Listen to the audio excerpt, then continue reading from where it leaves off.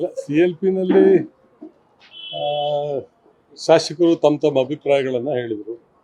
ನಾರಾಯಣಸ್ವಾಮಿಯವರು ನನ್ನ ಆತ್ಮೀಯ ಸ್ನೇಹಿತರು. ನಾನು ಅವ್ರ ಮಗಳ ಮದುವೆ ಕೂಡ ಹೋಗಿದ್ದೆ.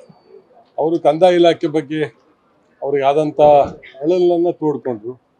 ನಾನು ಅವ್ರ ಮಾತು ಮುಗಿದ ಮೇಲೆ ನಾರಾಯಣಸ್ವಾಮಿಯವರ ಮಾತಿಗೆ ನನ್ನ ಸಹಮತ ಇದೆ. ಅದ್ರ ಜೊತೆಗೆ ಕಂದಾಯ ಇಲಾಖೆಯಲ್ಲಿ ಆಗಿರುವಂಥ ಒಳ್ಳೆ ಕೆಲಸಗಳನ್ನು ನಾವು ಹೇಳಬೇಕಾಗ್ತದೆ ಅಂಥೇಳಿ ಕಂದಾಯ ಇಲಾಖೆಯಲ್ಲಿ ಕಂದಾಯ ಗ್ರಾಮ, ಉಪಕಂದಾಯ ಗ್ರಾಮ ಅಂಥೇಳಿ ಕೃಷ್ಣ ಬೈರೇಗೌಡರು ಮಂತ್ರಿ ಆದಮೇಲೆ ಸಾಕಷ್ಟು ಸುಧಾರಣೆಗಳು ತಂದು ಅನೇಕ ವರ್ಷಗಳಿಂದ ಬಡವರಿಗೆ ಒಂದು ಸೂರು ಕೊಡೋಕ್ಕಾಗಿರಲಿಲ್ಲ, ಸೈಟ್ ಕೊಡೋಕ್ಕಾಗಿರಲಿಲ್ಲ. ಅದನ್ನು ಕಂದಾಯ ಗ್ರಾಮ, ಉಪಕಂದಾಯ ಗ್ರಾಮ ಅಂಥೇಳಿ ಇವತ್ತು ಸುಮಾರು 3.25 ಲಕ್ಷ ಜನರಿಗೆ ಈ ವರ್ಷದಲ್ಲಿ ಹಕ್ಕುಪತ್ರ ಕೊಡುವಂಥ ಒಂದು ಒಳ್ಳೆ ಕೆಲಸ ಮಾಡಿದ್ದಾರೆ. ಅದನ್ನು ನಾನು ಪ್ರಸ್ತಾಪ ಮಾಡಿದೆ.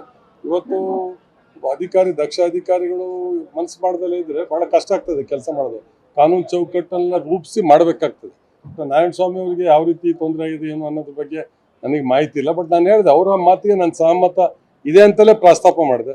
ಅದೊಂದು ಚರ್ಚೆ ಆದ್ಬಿಟ್ರೆ ಬೇರೆ ಏನು ಅಲ್ಲೇನು ನಡೀಲಿಲ್ಲ. ಸುಮ್ಮನೆದೆಲ್ಲ ಊಹಾಪೋಹಗಳು. ನಾವು ಅವರು ಆತ್ಮೀಯ ಸ್ನೇಹಿತರು.